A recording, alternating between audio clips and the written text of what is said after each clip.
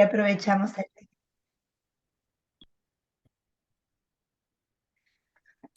Bueno, buenos días. Ya oficialmente arrancamos con nuestro encuentro.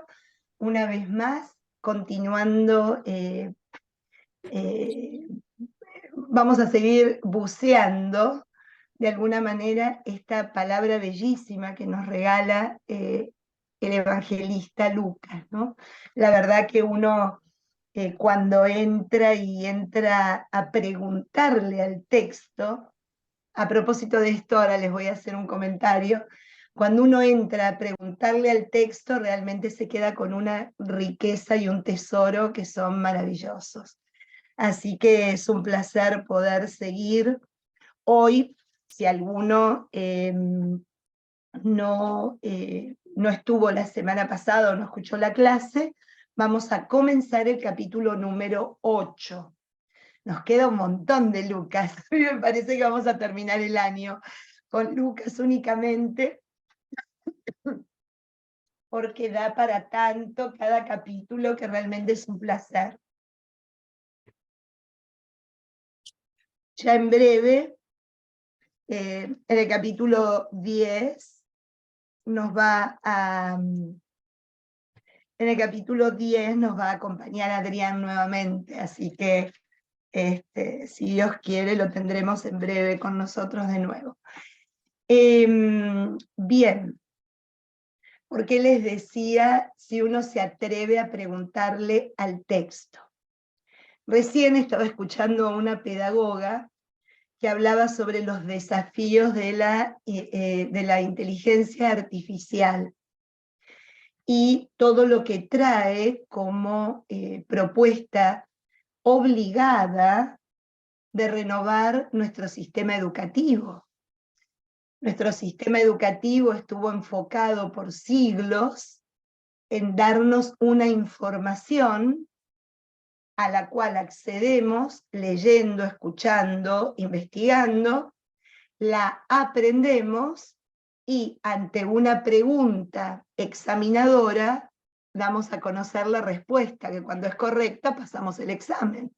O sea, se produce esta relación, ¿no? La información que almacenamos, como si fuera una notebook, ¿no? En este caso, hace que vayamos teniendo determinados contenidos en nosotros que podamos seguir, tener idea cuando alguien pregunta qué es una planta, poder dar a conocer lo que es una planta, de qué se trata el teorema de Tales, y algunos memoriosos lo sabrán de memoria. En fin, o sea, eso es lo que hasta ahora casi todos los que estamos en este Zoom hemos tenido como educación formal. El gran desafío que se va a presentar, y me sonreía escuchando a la pedagoga, es más que dar respuestas, enseñar a preguntar. Saber preguntar es el secreto de la sabiduría futura. ¿Por qué me reía? Porque los que estudiamos humanidades y estuvimos sumergidos desde muchísimos años en lo que es una mentalidad filosófica, lo primero que te enseñan es a preguntar.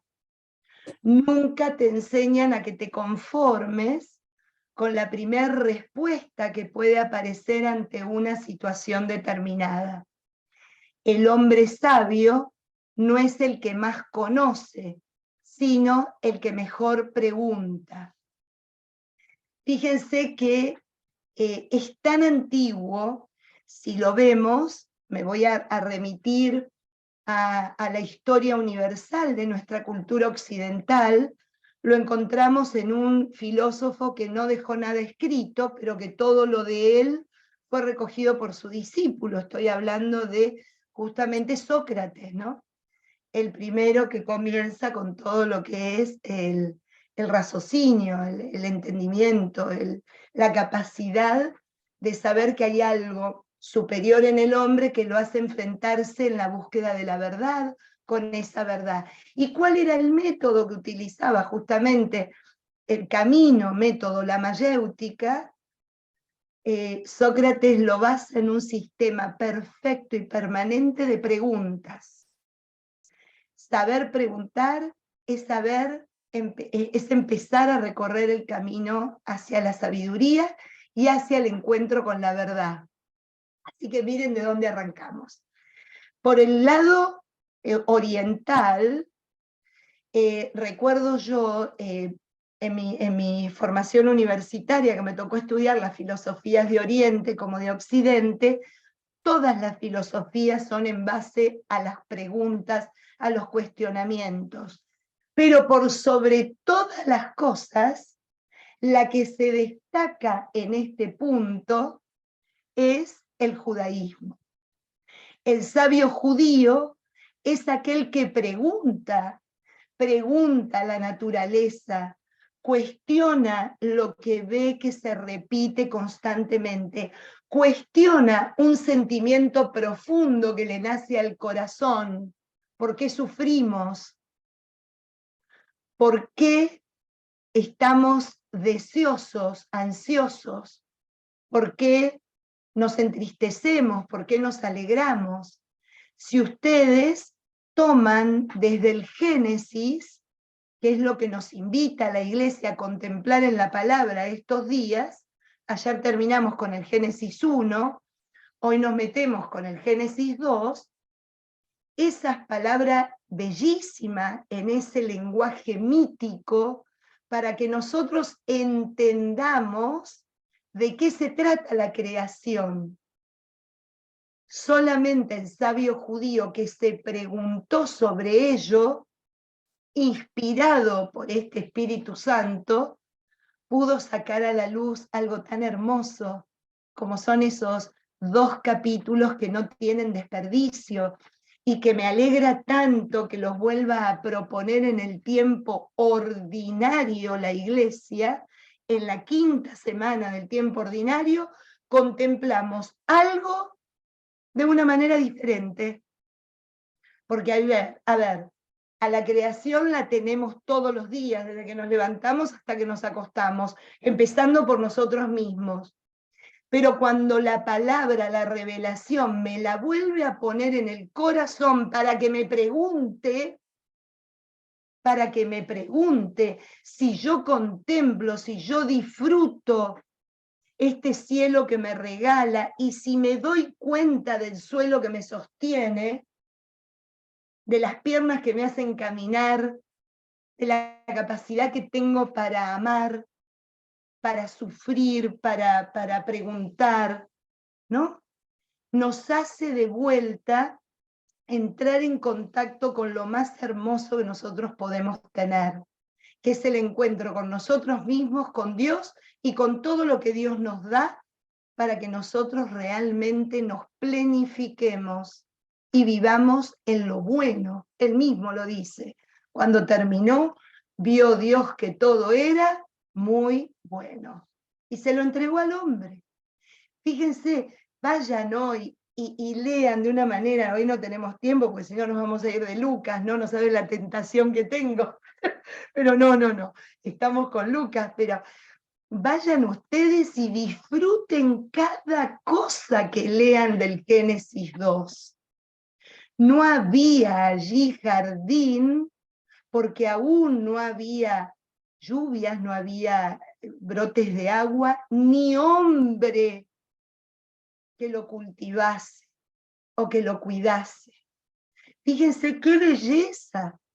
Cada palabra de la creación de estos 2 capítulos me dicen quién soy, por qué fui creado, para qué fui creado. Me marcan las 3 cosas esenciales en la vida de cada ser humano: su esencia, su llamada y su misión. Y es bellísimo porque me descubre cuando lo leo, y lo leo desde el corazón, me descubre co-creador. Me descubre que va a haber jardín cuando yo ponga mis manos y colabore con Dios en la creación para hacerla cada vez mejor. Lo de hoy es bellísimo. No se lo pierdan, léanlo. Este Dios que desde el inicio, desde el primer momento de nuestra creación, nos crea porque quiere estar con nosotros. Un Dios que se pasea buscándonos. ¿Dónde están? Y la respuesta del hombre que vive escondiéndose a ese Dios que nos busca. Entonces, fíjense cómo lejos, yo el otro día en la radio decía, lejos de nosotros agarrar la palabra del Dios y decir, uy, de nuevo el Génesis. No, de nuevo tener la posibilidad de preguntarle al texto una vez más, ¿qué es lo que querés que yo me dé cuenta? ¿Qué es lo que tengo que examinar en mi vida en el día de hoy? ¿Qué es lo que no hago con esta maravilla que me regalás cada día y yo voy con el teléfono en la mano que ni siquiera me doy cuenta? Así que creo yo que uniendo, ¿no?, a esto de preguntarnos a la Biblia, sagradas escrituras que contienen la palabra de Dios, realmente la disfrutamos. Acuérdense que disfrutar es tomar el fruto y degustarlo. Esa es la palabra disfrutar. Sacar el fruto y disfrutarlo, hacer lo que tenga que ver en mi vida con algo bueno, ¿no? Esto que trae es para mí y para de alguna manera mi bienestar. Fíjense que si no le pregunto al texto, me quedo, como decía el Señor en el capítulo 5, que ya lo pasamos hace un montón, me quedo en la orilla, me quedo en la superficie y no me atrevo a ir mar adentro con el Señor que me quiere llevar para que mi pesca del día de hoy sea fecunda, para que mi pesca no sea estéril, para que lo que haga realmente rebose de gracia, de su gracia. Así que no dejen de preguntarle al texto, no dejen de preguntarse a ustedes mismos, no dejen de eso que a lo mejor nunca dejaron que aparezca por primera vez. Porque como nos dice Lucas y toda la Sagrada Escritura y el Señor constantemente, no teman, porque yo estoy con ustedes. Así que ese es un poco también la... realmente estos días disfruto muchísimo esto que nos regala el Señor nuevamente en este pasaje tan hermoso de la creación y de mostrarnos quiénes somos, a dónde nos puso. Fíjense qué loco, nos crea y nos pone en un jardín, en un pardés. Jardín es pardés en griego, de ahí la palabra paraíso. ¿Para qué? Para que seamos felices y podamos disfrutarlo. La pregunta del día de hoy es, ¿y yo lo hago? ¿Y yo lo hago? Porque si no lo hago me lo estoy perdiendo. Así que nunca es tarde cuando la dicha es buena, amigos míos. Bien, pongámonos entonces en presencia del Señor para juntos continuar rezando con el salmo del día. Digo continuar porque este salmo comenzó en el día lunes, ayer fue el número 8 y hoy continúa el mismo salmo del día lunes. Así que continuamos con esa oración hermosa sobre la creación. En el nombre del Padre, del Hijo, del Espíritu Santo. Amén. Bendice al Señor, alma mía. Señor Dios mío, qué grande eres. Estás vestido de esplendor y majestad y te envuelves con un manto de luz. Todos esperan de ti, que les des la comida a su tiempo, se la das, y ellos la recogen. Abres tu mano y quedan saciados. Si les quitas el aliento, expiran y vuelven al polvo. Si envías tu aliento, son creados y renuevas la faz de la tierra. Gloria al Padre, al Hijo y al Espíritu Santo, como era en un principio, es ahora y siempre, y por los siglos de los siglos. Amén. Señor Dios mío, qué grande eres. Para terminar con este tema, nosotros a veces confundimos, cuando estamos atravesados por alguna situación no feliz, confundimos lo perfecto con lo bueno. Cuando el Señor termina la creación, dice que es muy buena, nunca dijo que es perfecta, ¿no? Nunca dijo que es perfecta.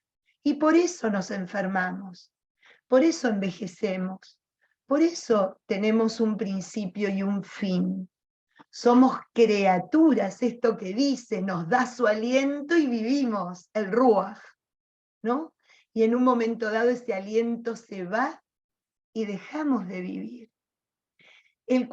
La cuestión no es que eso sea para nosotros un motivo de angustia, un motivo de dolor, un motivo de desasosiego, sino la oportunidad de oro de decir, este tiempo de vulnerabilidad que me regaló, ¿qué hago con él? ¿Qué hago con él? ¿Cómo honro este aliento en mí? ¿Cómo honro cada día de gracia, de don, de esta posibilidad de estar acá? Eso nos cambia la perspectiva de cómo vivir. Pero como damos por sentado que hoy estamos y mañana también, nos perdemos de valorar el tiempo de hoy. Esto que estoy haciendo, este tiempo que para mí es una bendición compartirlo con ustedes. Poder estar juntos, ¿no? Saboreando lo que nos alimenta, que es la palabra, lo que le da sentido a nuestra vida, que es su presencia. Así que creo que esto que nos está invitando, recuerden ustedes que es un tiempo de orden, es un tiempo de ordenar nuestra vida en relación al discipulado, por eso es el tiempo ordinario, ¿no? El tiempo donde el Señor nos invita a poner orden. Y recuerden que el domingo nos pedía de alguna manera que seamos luz y sal, ¿no? Luz y sal. Y qué cosa más linda, y con esto termino. ¿Cuál es la primer cosa que hace el primer día de la creación? Es darnos la luz. Porque sin la luz seguimos viviendo en el caos y en la confusión. Así que dejémonos ordenar por este Señor, dejémonos envolver por este amor, dejémonos conducir incluso por todo esto que sale y tenemos para preguntarle, para que nos siga revelando y se siga revelando para darle sentido a nuestra vida y plenitud. Amén. Bien, continuemos entonces con nuestro querido Lucas. Uy, qué lindo. Lo que vamos a empezar a ver hoy es el capítulo 8, como les decía, e inicia el capítulo 8 con algo que es exclusivo de él. No lo vamos a encontrar en ningún otro evangelio. Este texto del versículo 1 hasta el versículo 3, hoy se va a poner contenta la que se llama Susana, Juana, María Magdalena, es absolutamente propio de Lucas, ¿no? Estas son las cosas que son originales de este evangelista. Dice lo siguiente. ¿a continuación de qué? A continuación de ese episodio tan hermoso que Adrián nos hizo compartir sobre el encuentro de amor en esa liturgia de silencio, pero de un amor increíble, entre esta pecadora pública, el Señor en la casa de un fariseo. Esto que viene ahora es a continuación de esto, ¿no? A continuación, fue recorriendo ciudades y pueblos proclamando la buena noticia del reino de Dios. Aprovecho para señalar algo que en algún momento se los debo de haber dicho así por encimita, que siempre Lucas hace como una suerte de camino sin interrupción. Van a ver que cuando empieza a narrarnos otro tema es saliendo de la casa, continuando por el camino, subiéndose a la barca, cruzando el mar. Fíjense que utiliza gerundios. Los verbos son muy importantes en la Biblia, porque el gerundio lo que me está hablando de un hecho que no se terminó, que sigue, que continúa. El siendo no es lo mismo que el sido. El yendo no es lo mismo que el ido. El Señor continúa porque Lucas tiene como particularidad que hace una auténtica teología del camino. Es el camino constante de la vida del hombre con Dios. Y en ese camino el encuentro con Él, ¿no? Y desde Él también.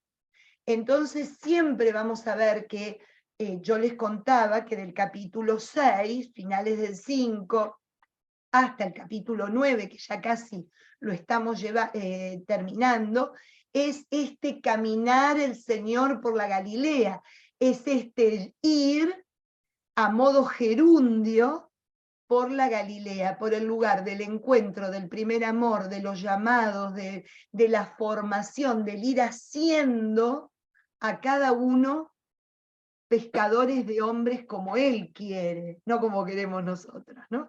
Así que por eso el gerundio es muy importante. Fue recorriendo ciudades proclamando el Evangelio, ¿no? El reino de Dios. Y acá viene algo muy importante. ¿Quiénes acompañaban al Señor en este recorrido? Lucas nos cambia la perspectiva. Lo acompañaban los 12, ¿se acuerdan quiénes eran? Los que había sido fruto de una noche de oración en esa montaña, ¿no? Los apóstoles y algunas mujeres que había sanado de espíritus inmundos y de enfermedades. Fíjense, Lucas incluye a las mujeres en la misión evangelizadora de Jesús en la Galilea.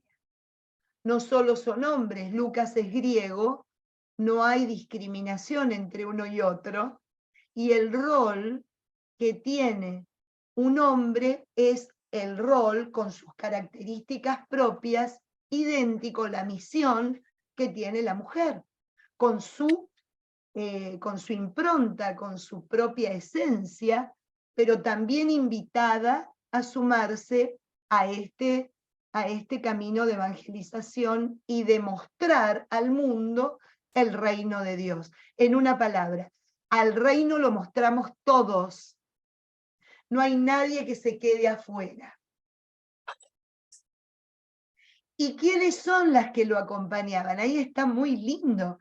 Me encantaba porque Adrián el otro día en un desayuno me dice, no sabes qué lindo, había un curso online él estaba estudiando los profetas, ¿no? Entonces aprovechó y se metió en un curso online con un rabino, estaba con el padre Sicre, que es un genio, es un biblista espectacular, y se ve que mencionó a un rabino determinado y entró y había clases sobre los profetas dada por este rabino. Bueno, no importa. Les hago el cuento de quién era a lo que me estaba comentando. Y mientras desayunábamos, me decía, no sabes qué bueno lo que acabo de escuchar. el rabino hizo la diferencia, un poquito lo que nos pasó a nosotros en la sinagoga, pero en este caso iba para otro lado, para esto que estamos hablando hoy, entre un practicante y un hombre religioso, con una espiritualidad trabajada, ¿no? Decía, el hombre practicante se preocupa que su práctica lo exima de ir al infierno, ¿no? Esa práctica, esa devoción es de no perderse el cielo, pero el rabino era contundente, ¿no? La práctica hace que el hombre tenga la certeza de no ir al infierno. El miedo por eso lo lleva.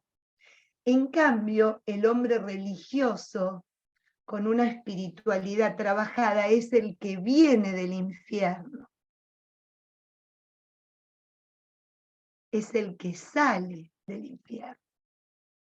Fíjense qué lindo, porque es un poco, cada vez que nosotros nos ponemos frente a un milagro de Jesús, ¿qué vamos viendo? La persona restaurada, la persona sanada, la persona liberada, comienza a dar testimonio de la acción de Dios en esa enfermedad, en esa incapacidad, en ese cautiverio en donde estaba metida.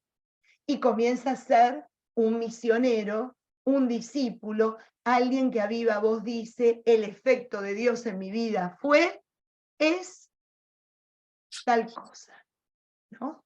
Y da testimonio de lo vivido, da testimonio de aquello que realmente le tocó el corazón y le cambió la vida. Fíjense lo que dice. No eran mujeres sabias, no eran mujeres doctas, preparadas, eran mujeres sanadas, eran mujeres restauradas, eran mujeres liberadas, ¿no? En el sentido integral de su vida. Algunas mujeres que había sanado de espíritus inmundos y de enfermedades. Y las enumera. María Magdalena, de la que habían salido 7 demonios. Acá me encanta la unión entre la sabiduría y la exquisitez de Lucas y todo su acervo semita, ¿no? La que los 7, ni 6 ni 8, la que completamente la tenían dominada toda su vida, no había nada en ella que fuera libre, estaba absolutamente en cautiverio, ¿no? Por eso los 7 demonios. Juana, la mujer de Cusa, mayordomo de Herodes, que tampoco es menor. Miren hasta dónde ya había llegado el Evangelio y se había puesto en el corazón de alguien cercano al rey que los estaba gobernando en ese momento. Como queriendo decir, nadie, no importa el lugar que ocupe, nadie, no importa la acción que tenga y la casta social a la que pertenezca, queda fuera de la sanación, la restauración y la acción de Dios en su vida. Muy importante este detalle. Susana y otras muchas que los atendían con sus bienes. O sea, no solo había seguimiento, no solo había discipulado y misión, sino que había compromiso. Porque los bienes que poseían, que debían de ser muchos, estamos hablando de alguien que estaba directamente ligada a la nobleza, ¿no? Como es la historia de Juana, sostenían la misión y el apostolado del Señor con los 12 a lo largo de toda la Galilea. Así que vemos acá una característica propia. No hay ningún otro evangelista que nos hable tan detalladamente y con nombre y apellido, y por qué lo hace, para que nos demos cuenta quiénes son. Es como la genealogía de Mateo.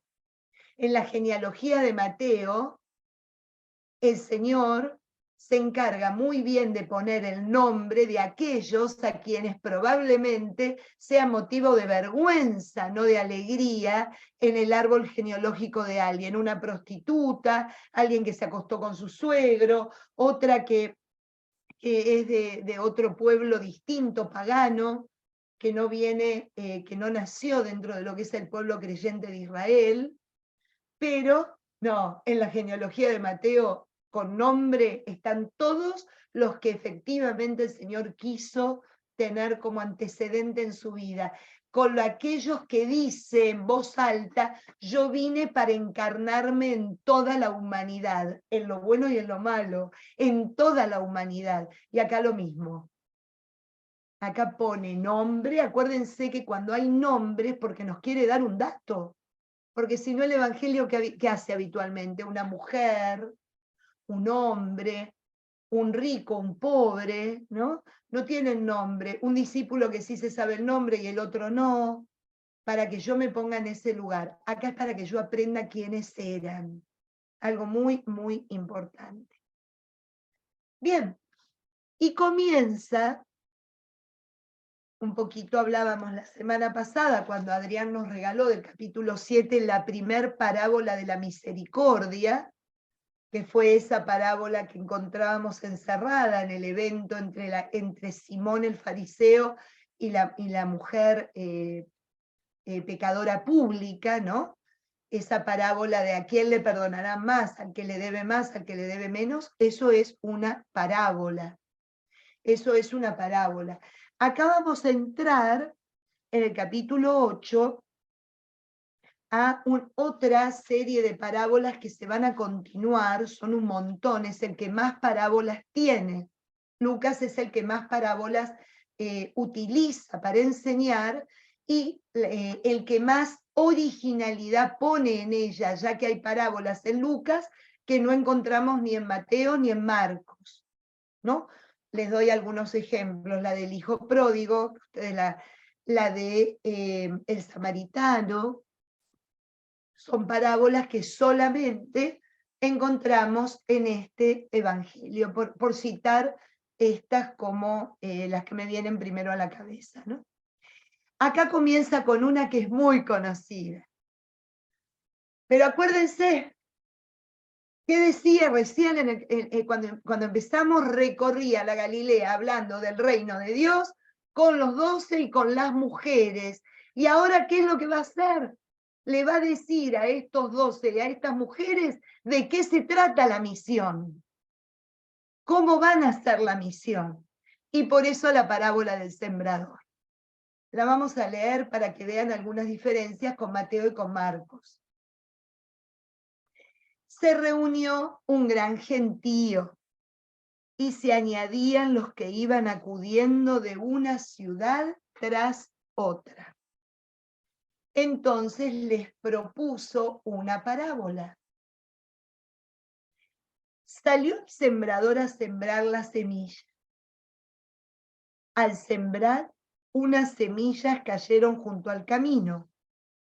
Las pisaron y las aves del cielo se las comieron.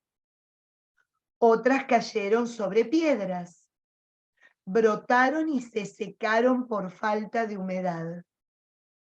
Otras cayeron entre espinos y al crecer los espinos con ellas, las ahogaron. Otras cayeron en tierra fértil y dieron fruto al 100%. Dicho esto, exclamó: el que tenga oídos, que escuche. Los discípulos le preguntaron el sentido de la parábola, y él les respondió: a ustedes se les concede conocer los secretos del reino de Dios, pero a los demás se les habla en parábolas, para que viendo no vean y escuchando no comprendan. El sentido de la parábola es este. La semilla es la palabra de Dios. Lo que cayó junto al camino son los que escuchan, pero enseguida viene el diablo y les arranca del corazón la palabra para que no crean y se salven. Lo que cayó entre piedras son los que, al escuchar, acogen con gozo la palabra, pero no echan raíces. Esos creen por un tiempo, pero al llegar la prueba, se echan atrás. Lo que cayó entre espinos son los que escuchan, pero con las preocupaciones, la riqueza y los placeres de la vida, se van ahogando y no maduran. Lo que cae en tierra fértil son los que escuchan la palabra con un corazón bien dispuesto, la retienen y dan fruto gracias a su perseverancia. Y ahí termina. Es absolutamente diferente esta parábola a la de Mateo, que está en el marco de lo que es la escatología, en lo que es el reino de los cielos y el final de los tiempos. En Marcos, que está en relación a la semilla, y por eso después de la parábola en Marcos de el sembrador, encontramos la parábola únicamente en Marcos. En Mateo encontramos la de la cizaña, por eso les digo que está en relación al final de los tiempos. El brote bueno con el brote malo.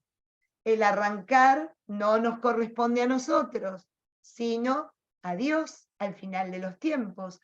Y en Marcos le decía, después del sembrador, la semilla que crece sola, que no depende de que yo la esté mirando, y la semilla tan chiquitita que se hace un árbol frondoso para que todas las aves del cielo vayan y aniden en él. Fíjense, la misma parábola, pero con tres objetivos diferentes. Acá, ¿qué le está queriendo enseñar? Un poco, sí, igual a lo de Marcos, en este punto. Viene formando a estos 12 y a estas mujeres para decirles: salió el sembrador a sembrar la semilla. ¿Saben qué tienen que hacer ahora, muchachos y chicas? Salir a sembrar la semilla. Claro, ¿qué es lo que pasa con esta semilla? Y ahí viene la autorreflexión.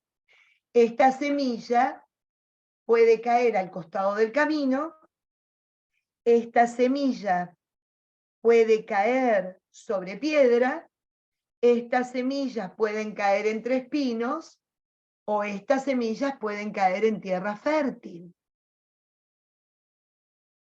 Es la misma tierra, es el mismo espacio, es el mismo lugar.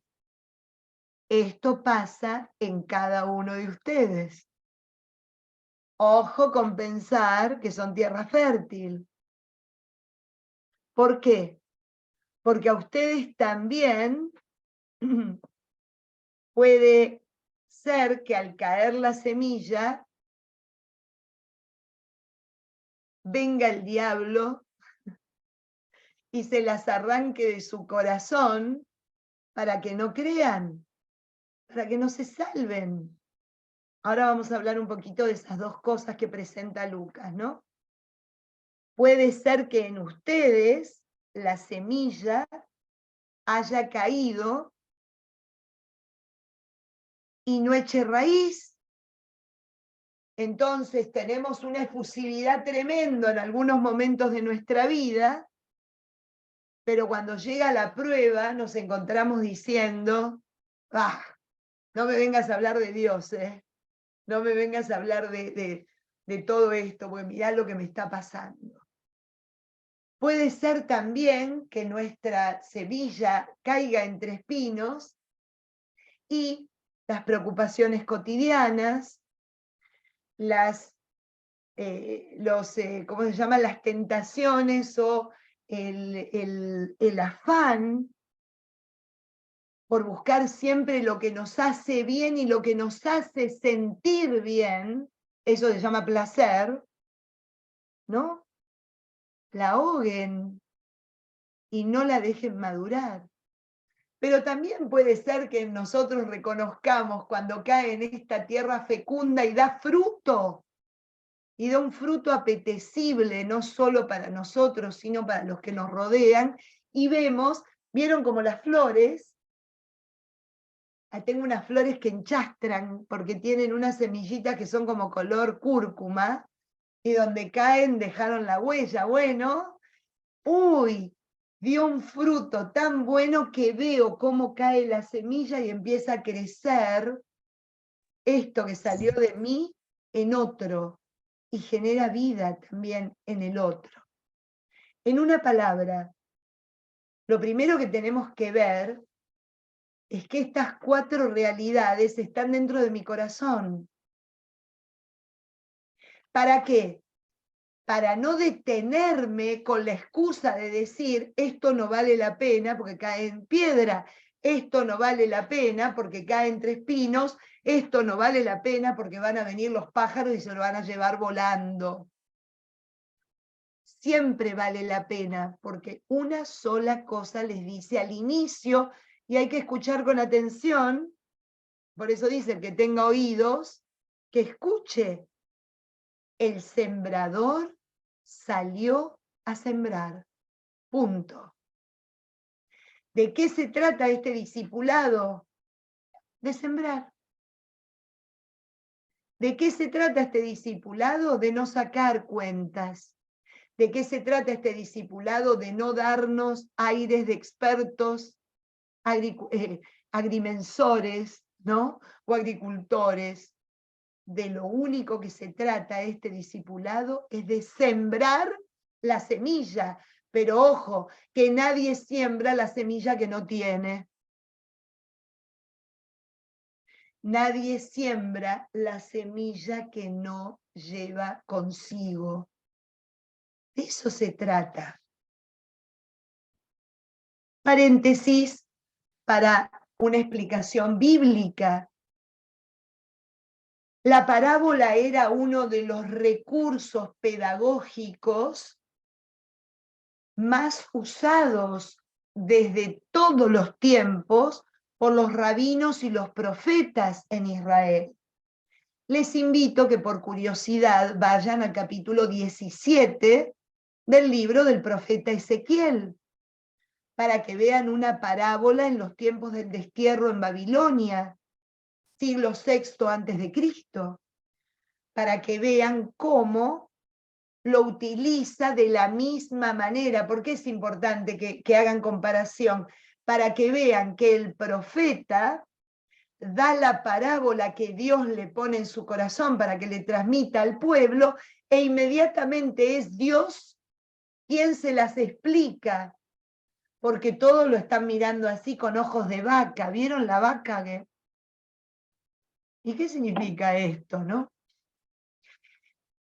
Y fíjense que cuando habla el profeta, muy común en Isaías, tienen oídos y no escuchan, tienen ojos y no ven, ¿no? Utiliza esto el Señor. ¿Y a qué está relacionado esto? A la capacidad de preguntar, a la capacidad de reflexionar, a la capacidad de preguntar a dónde me querés llevar, Señor, cuál es, y no quedarme con el cuadro de un sembrador y con la muestra de cada una de las tierras que me está queriendo dar a conocer. ¿Qué me decís con esto, Señor? ¿Dónde está mi dificultad? Número 1, de reconocer la semilla que tengo, de decir, hay una semilla en mí que es tu palabra, porque entró en mí, como dice el profeta Isaías, cayó en tierra, fue bañada, fue regada y da su fruto, es la plantita dice en el capítulo 55, Isaías, es la plantita y el fruto que da de comer a quien está al lado, ¿no? Es tu palabra en mí, esa semilla, es tu palabra en mí, ese cultivo, es tu palabra en mí, una realidad que yo pueda, como la flor esta que mancha, hacer que esa semilla llegue a otras tierras, a otros corazones. Número 1. Cuando yo reconozco esa semilla, ¿qué actitud tengo? Una actitud de decir, yo no la voy a malgastar con este si no tiene remedio. Yo no la voy a malgastar con este si mira la vida que lleva. Yo no la voy a malgastar con este si es absolutamente indiferente y no le importa. Ahí nuevamente Lucas viene y tiqui, tiqui, tiqui, en el oído nos dice, salió el sembrador a sembrar la semilla. Hacé lo mismo. Porque no sabemos nada. Nosotros no somos dueños. Como dice San Pablo, uno es el que siembra, pero es Dios el que hace crecer. ¿Le creo o no le creo? En lo que estábamos rezando en el Salmo. Qué maravilloso que sos, Señor. Qué maravilla es tu creación y cuánto me asombro de tu poderío. ¿Le creo? Porque si le canto a ese Dios poderoso, mi actitud tiene que ser el del sembrador que sale a sembrar la semilla que se le encomendó. Nada más. Todo lo demás queda por cuenta de él. ¿Qué se nos va a preguntar? Me imagino yo, ¿eh? No quiero hacer futurismo ni profecía vana. Pero yo siento que a mí lo que me va a preguntar es ¿qué hiciste con la bolsa de semillas que te regalé? Porque te regalé una bolsa de semillas terrible, lindísimas, de distintos colores, sabores y nutrientes. ¿Qué hiciste con ellas? ¿No se te pudrieron por tus prejuicios, por tus miedos, temores en esa bolsa porque no saliste nunca a sembrarla? Porque no encontrabas la tierra buena donde tirarla, siendo que lo único que te pedí es que salieras a sembrarla. ¿Qué le voy a contestar? ¿Qué le voy a llevar? Ojalá la bolsa vacía. La bolsa vacía. Mira, señora, acá te traigo la alpillera. Acá te la traigo. Ya lo que seguía no dependía de mí. ¿Podremos hacer eso? Eso es lo que nos invita. Eso es lo que nos invita. Y nuevamente nos vuelve a decir lo que decíamos al inicio, no se queden en la superficie. Si tienen oídos, escuchen. Venimos inmediatamente detrás de uno que se negaba a escuchar la voz de Dios, Shmón. Y por eso Dios le dice claramente, tengo algo que decirte. Shmón, yo tengo oídos, quiero escuchar. Es una belleza, una belleza. Para que viendo no vean y escuchando no comprendan, porque simplemente están obsesionados con la superficie, con esto que es, y no se dejan, no tienen la parresía, la audacia de querer meterse en la profundidad. ¿Alguna pregunta sobre este tema, comentario, algo que no haya quedado claro, que yo no haya sido clara en transmitirlo? ¿No? Seguimos entonces adelante. Continúa con algo parecido de lo que escuchábamos el domingo.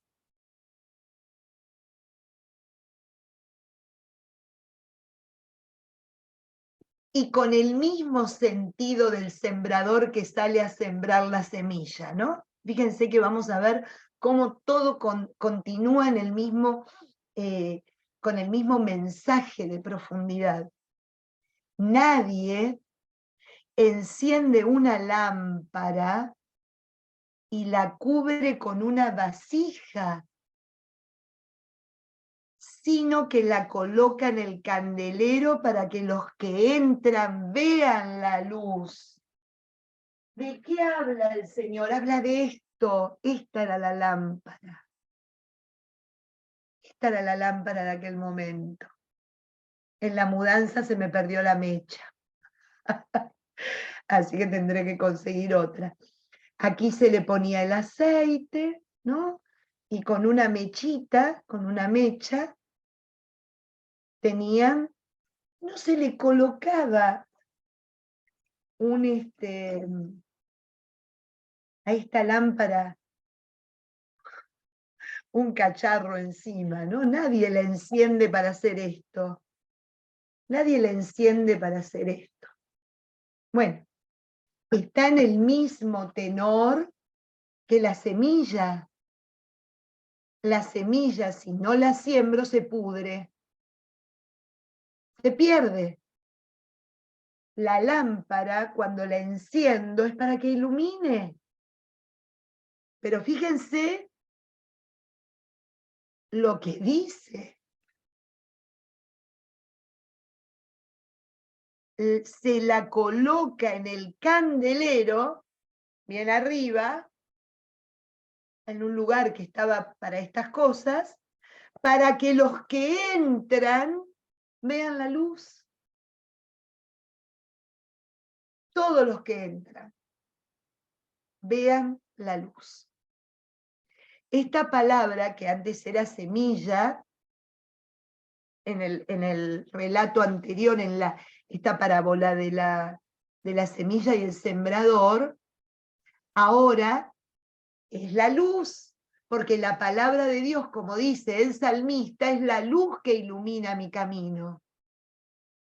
La palabra de Dios es esa luz del primer día.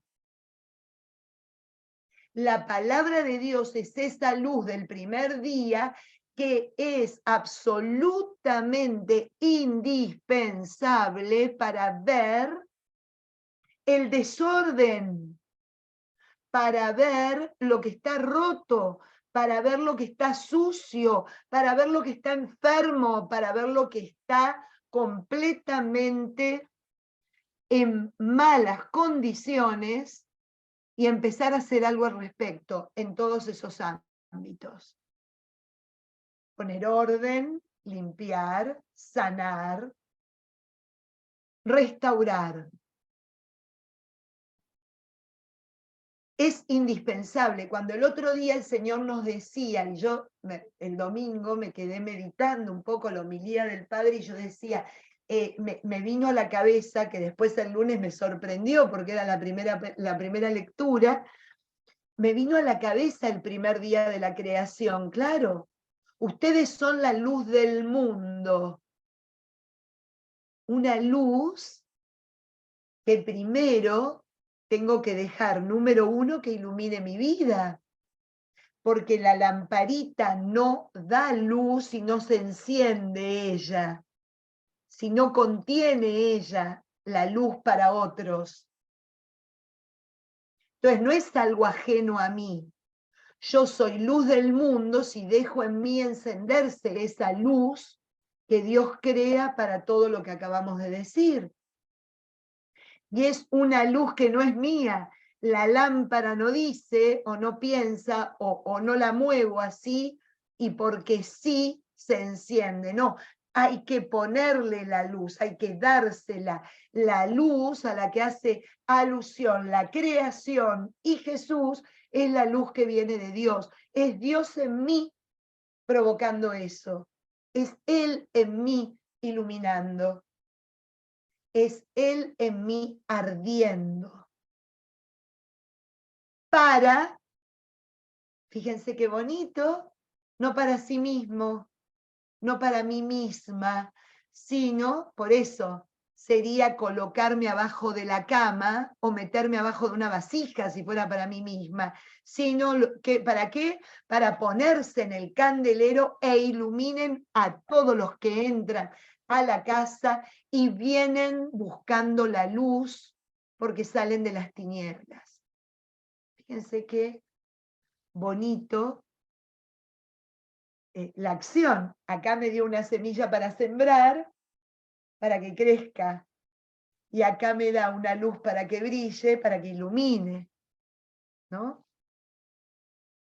Que esta cosa, como diría San Juan Pablo II, este don es para una tarea, esta gracia es para una misión, no es para que te la guardes, no es porque si, acordémonos siempre de eso, si nos lo guardamos, se pudre.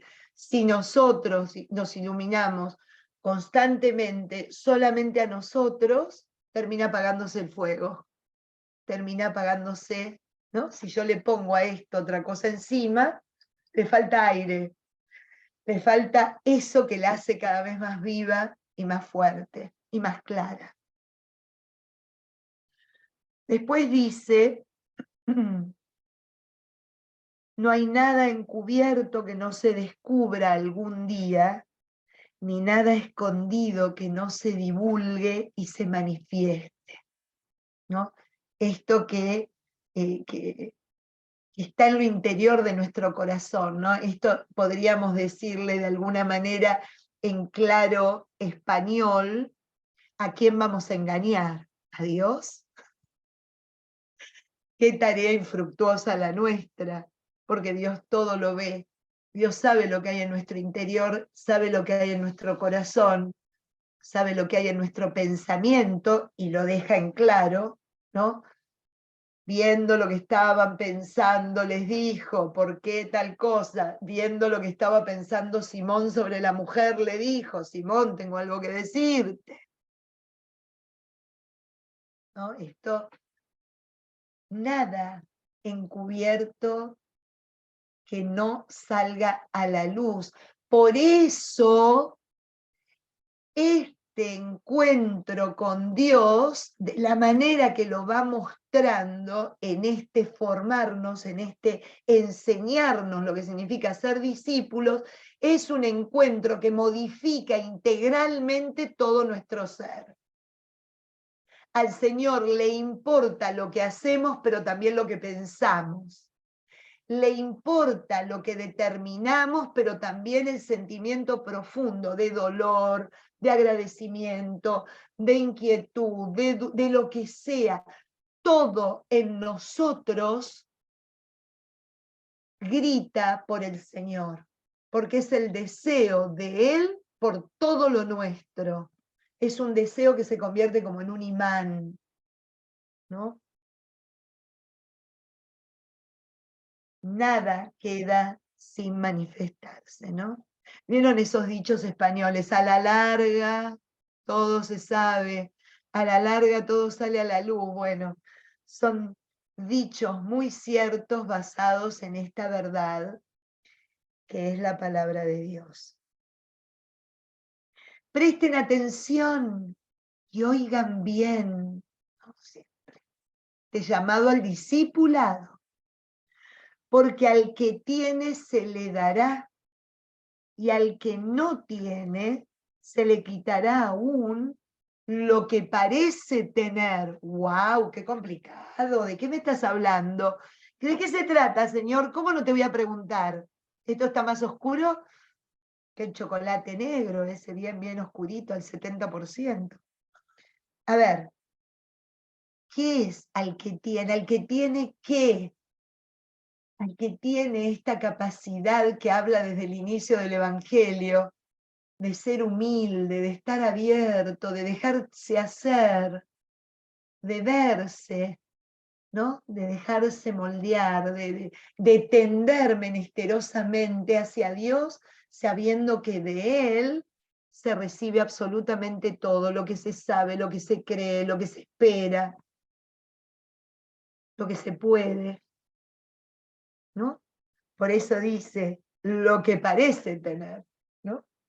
esta sabiduría que confunde tanto de estos fariseos, que parece que saben la ley, parece que conocieran la realidad última de Dios, pero sin embargo, lo único que conocen es un cúmulo de directivas para salvarse, para no estar en peligro o no poner en peligro su eternidad. Pero al que dio esa ley, al que dio esas palabras, al que dio esa capacidad de poder seguir en libertad, lo desconocen por completo. Eso, al que tiene eso, se le dará aún más. Al que tiene el deseo verdadero de conectarse, de encontrarse con Dios, se le aumentará más. No, no hace frío, está nublado, re lindo para jugar. Hermoso. Ahí está. Ya.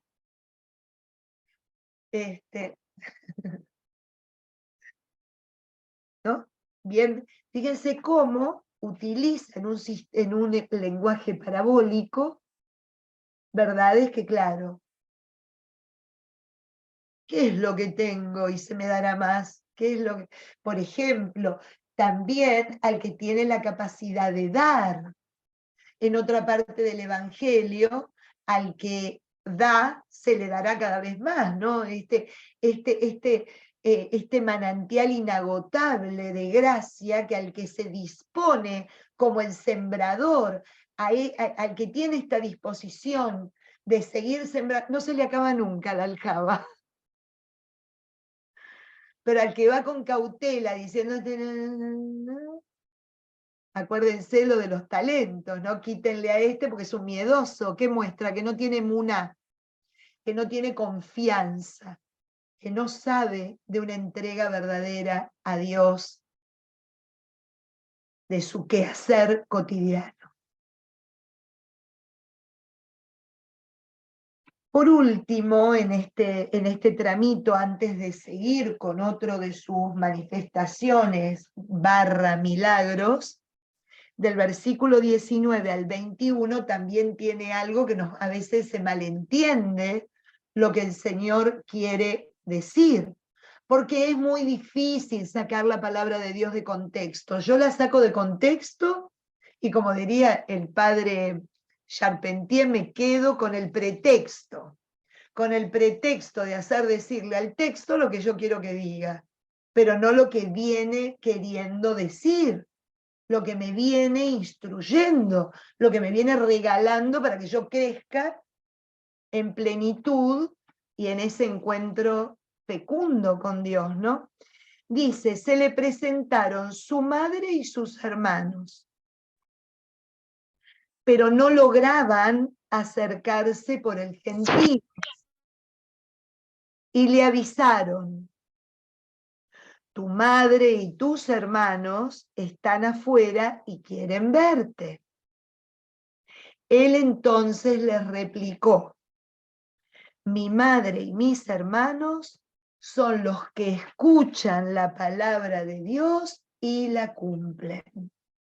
Es el fruto de esta palabra que comenzó siendo semilla y que comenzó siendo desparramada para que se siembre esa semilla. Esa semilla que se transforma en luz, esa semilla que es la que quiere penetrar en la tierra más profunda, porque todo lo saca para afuera, todo lo conoce, todo lo percibe, todo lo penetra de alguna manera, y es esa semilla que no se agota nunca cuando yo estoy dispuesta a darla, darla, darla, darla y a darla. Estoy abierta a recibirla, recibirla y a recibirla. Ahora, como corolario, pone esta comparación, alegoría, llamémosle, porque no está hablando literalmente de su madre María, y por supuesto que cuando habla de hermanos, recuerden ustedes que en la antigüedad hermano es todo aquel que pertenece al mismo grupo familiar, es hermano de vida. es el hermano de situación determinada, es aquel que comparte una misma raíz, un mismo inicio, ¿no? Clánico, tribal, lo que fuera. A eso se denomina hermano, todo aquel que forma parte de un mismo grupo íntimo, ¿no? No está hablando de eso. El Señor está atravesando todas las áreas y todos los momentos cotidianos de la vida de un hombre. Y ahora toca la parte familiar, en donde, ¿quién es mi madre? ¿Quién es mi hermano? Aquel que acepta esa semilla, que escucha esta palabra, que la deja caer en él y la convierte en vida. A través de esto se hermanan conmigo, a través de esto forman parte de lo que es mi núcleo íntimo, mi vida, mi familia, son auténticamente mi madre y mis hermanos, son parte de mi existencia. No está hablando mal de María ni de los hermanos, quiere ir más allá y quiere hacerse hermano tuyo, mío. Quiere hacernos parte de la intimidad de lo que es ser familia de Dios. No se es porque lo heredemos. Ahí va el punto. Se es porque tenemos la actitud de abrirnos a y obrar de acuerdo a. No por herencia, no cuenta cuán renombrada sea mi familia en orden a la fe, ¿no? Ni ser herederos de los constructores de la basílica de la ciudad más importante del mundo, ¿no? Cuenta una actitud personal, interior, que empieza con vos, hoy y ahora, en este instante. Y en este instante, por más que tu linaje sea un linaje de prostitutas, publicanos, traficantes y completamente corruptos, vos ya sos familia de Dios, no tiene nada que ver, incluso hasta tu propia vida. Lo que haya sido antes no cuenta, es lo que haces a partir de ahora. Hoy recibís esta palabra y hoy empezás a vivirla. Y hoy, típico de Lucas, te convertís en familia de Cristo. Así que podríamos decir que toda esta primera parte, desde la parábola del sembrador hasta, nos habla de esa postura frente a este Dios que se hace palabra para entrar a formar parte de nuestra tierra. Recuerden que todos somos tierra, o acaso no somos todos descendientes de Adamá, de Adán, el hombre tierra, el hombre arcilla, el hombre alentado por Dios y que tiene en sí el tesoro más preciado, que es su espíritu morando en él, ¿no? Entonces, está hablando de eso. Fui clara en lo que les quise transmitir. No. Patricia, Perdón, Ernesto, sí, adelante. en cuanto a la claridad, yo quiero volver un poquitico atrás al inicio de la charla y me excusan que salga un poquitico de contexto, pero en la parte de la pregunta que tú decías, que era pues la enseñanza venía básicamente como los griegos tal vez aprendían y se hacían más sabios, era preguntando, y decías que la inteligencia artificial volvía también a lo mismo, lo que veía. Sí, a lo mejor no completé. Lo que nos muestra la inteligencia artificial es cómo tenemos que cambiar la forma de enseñarle a nuestros niños. Yo creo que se lo comenté a ustedes, que es pasmoso cuando uno dice, en un sitio uno pone, que ahora está muy de moda en estos días, porque creo que salió ahora hace poquito, necesito un escrito de 2 páginas sobre la influencia del judaísmo en el pensamiento paulino. en 5 minutos contabilizados te trae las 2 páginas y hasta con referencias bibliográficas. Entonces, lo que yo quise decir es, tenemos que nosotros seguir enseñándolo a nuestros niños a recibir contenido, o no tendremos que volver, como diría nuestro querido maestro y profesor Mircea Eliade, un estudioso de las religiones y un gran filósofo húngaro, tendríamos que volver al hecho de enseñarle al hombre a preguntar, porque los contenidos ya están. Pero lo que no sabe la inteligencia artificial es de repente, porque eso, ¿de dónde brota la pregunta? De la angustia, de la capacidad interior de contactar con la necesidad de querer llegar a la luz sobre algo. Entonces a lo mejor no terminé de redondear el punto, ¿no? Esto que aparece ahora nos pone en la disyuntiva de cambiar nuestro sistema pedagógico, enseñarle a nuestros niños a qué es sabio aquel que pregunta mejor que aquel que responde mejor, porque la computadora lo puede hacer. En cambio, el preguntar no. ¿En eso es claro, Ernesto, a dónde apuntaba?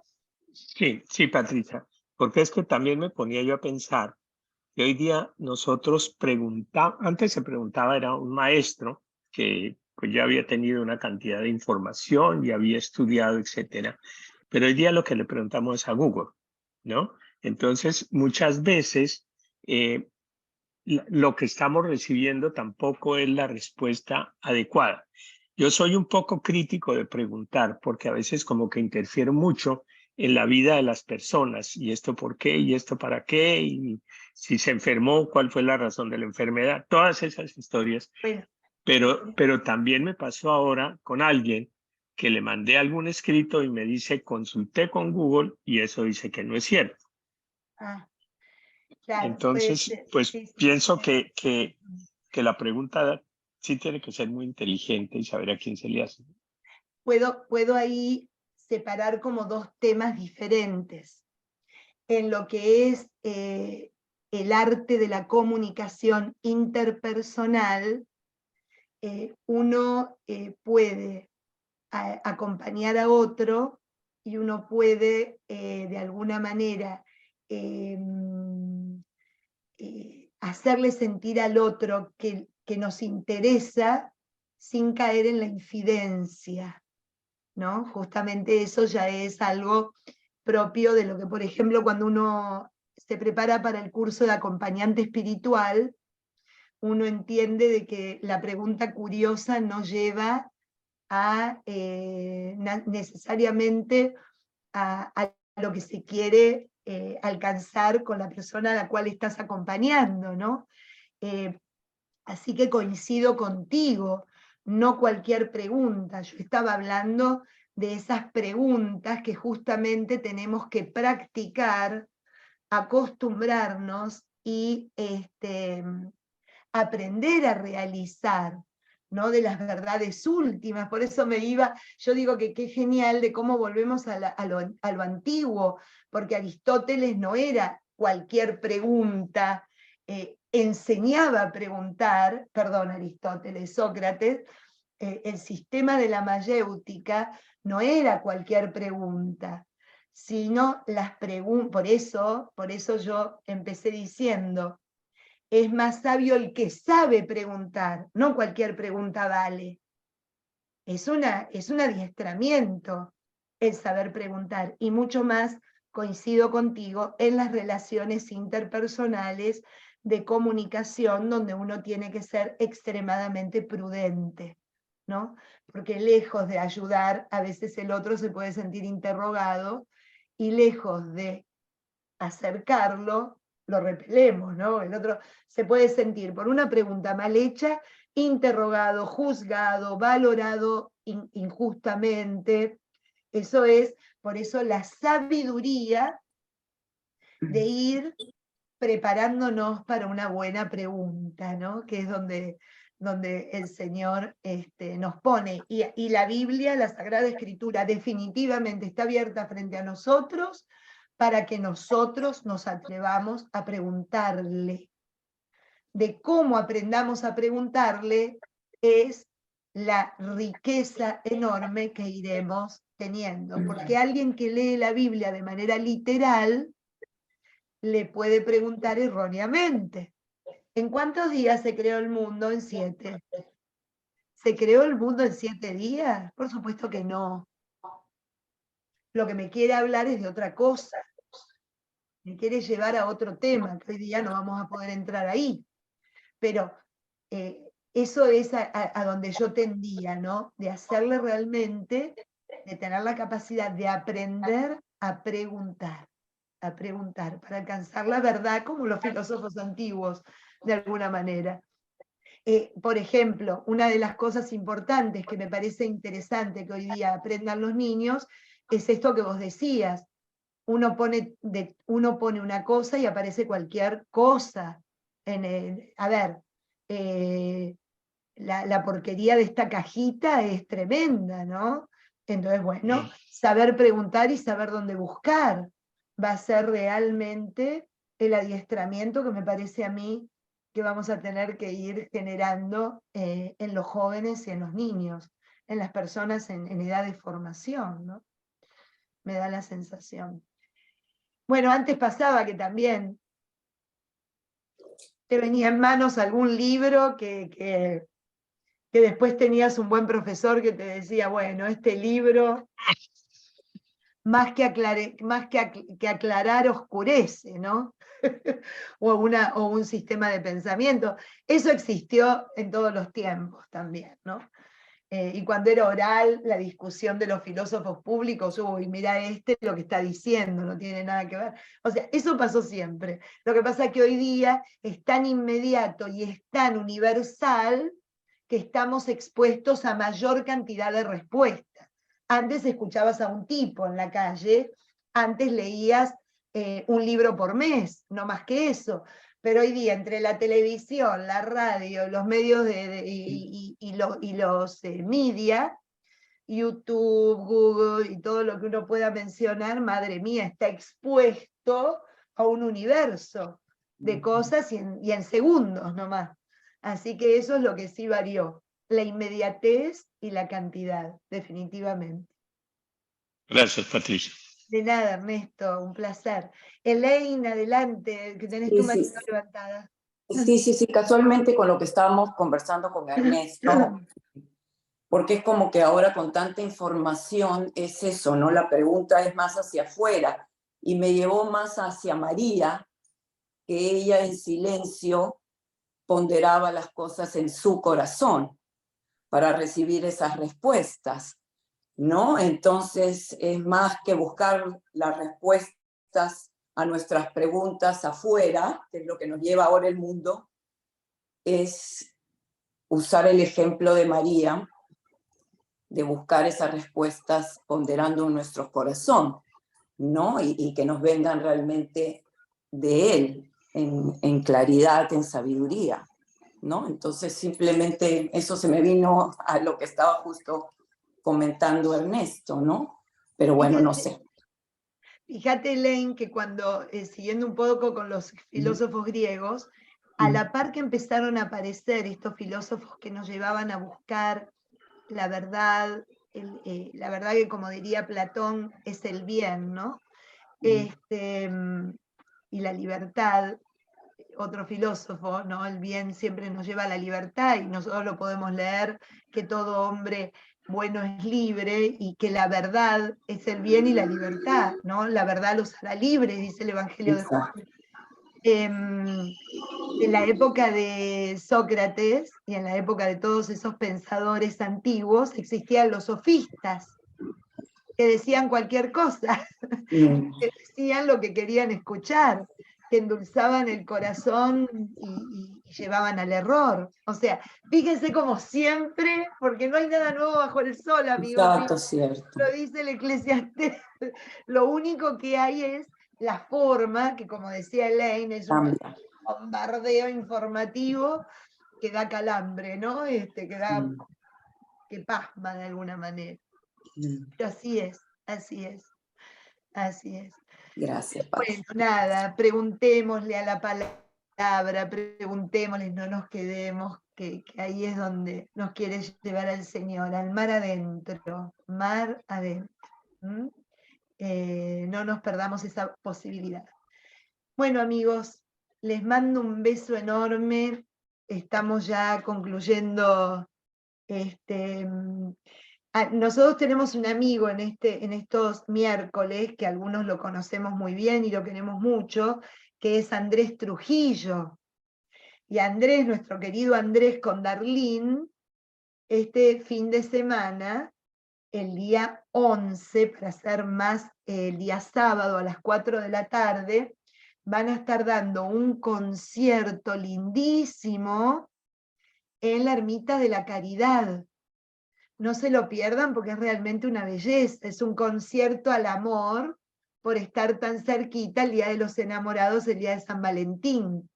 Así que en la ermita, que con la acústica y todo, realmente es un placer poder